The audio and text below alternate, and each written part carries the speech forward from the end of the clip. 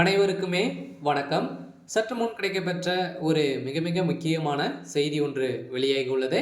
சற்று முன் உதயநிதி அதிரடி கைது, குற்றவாளி வீட்டில் சிக்கிய முக்கிய ஆதாரங்கள், இது மாதிரி பார்த்தீங்கன்னா செய்திகள் வெளியாயிருக்கு.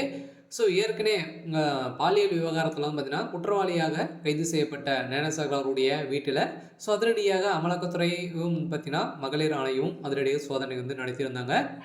ஸோ இந்த சோதனையின் அடிப்படையில் பார்த்தீங்கன்னா அதிரடியாக அங்கு சிக்கிய ஆதாரத்தின் அடிப்படையில் இப்போ உதயநிதி ஸ்டாலின் அவர்கள் பார்த்தீங்கன்னா அதிரடியாக கைது செய்யப்பட்ட சம்பவம் தான் பெரும் அதிர்ச்சியை அளிச்சிருக்கு. ஸோ ஏற்கனவே சனாதன வழக்கில் சிக்கிய உதயநிதி அவர்கள் பார்த்தீங்கன்னா அவருக்கு ஏற்கனவே மிகப்பெரிய எதிர்ப்புகளாகவே வந்திருக்கக்கூடிய நிலையில் இந்த நிலையில் தான் பார்த்தீங்கன்னா இப்போ திமுகவுக்கு தமிழக மக்கள் அனைவருமே எதிர்ப்புகள் வந்திருக்கு.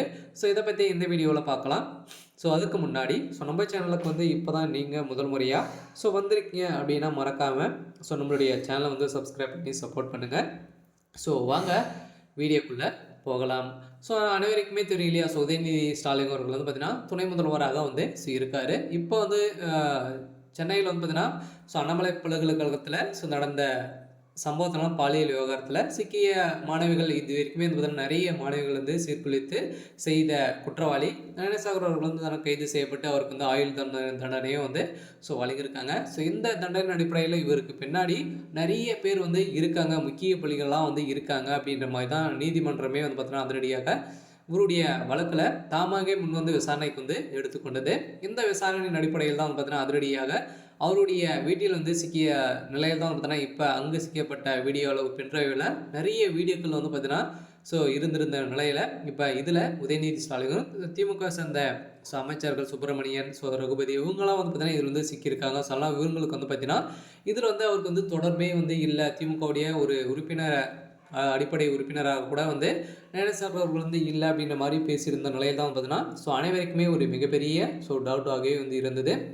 இதற்காக பார்த்தீங்கன்னா திமுகவுடைய தலைமையகத்துக்கு குற்றவாளியாக கைது செய்யப்பட்டு இருக்கக்கூடிய ஞானசாகர் பார்த்தீங்கன்னா இந்த இதை மறைக்கிறதுக்காக 2.5 கோடிக்கும் மேற்பட்ட பணங்களை கொடுத்த நிலையில் தான் திமுக இது வரைக்குமே பெரிய நாடகம் பார்த்தீங்கன்னா நடத்தி வருகின்ற நிலையில் இப்போ குற்றவாளி அவருக்கு ஆயுள் தண்டனை தூக்கு தண்டனை வழங்கியிருக்கக்கூடிய நிலையில் தான் இப்போ அவர் பார்த்தீங்கன்னா அதிரடியாக வாக்குமூலம் கொடுத்த சம்பவத்தினால அவருடைய வீட்டில் சிக்கிய ஆதாரத்தினாலும் இப்போ திமுக இருக்கக்கூடிய முக்கிய புள்ளிகள்லாம் பார்த்தீங்கன்னா இதில் சிக்க போகிறாங்க.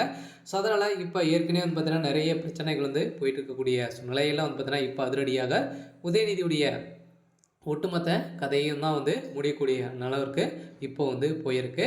அதனால் அனைவருக்குமே ஒரு மிகப்பெரிய திமுகவுக்கு ஒரு ஈடியாக தான் விழுந்திருக்கு. சரி, ஓகே. இன்னைக்கான அப்டேட் பார்த்தீங்கன்னா இதுதான். மறக்காமல் நம்மளுடைய சேனலை சப்ஸ்கிரைப் பண்ணி சப்போர்ட் பண்ணுங்கள். தேங்க்யூ.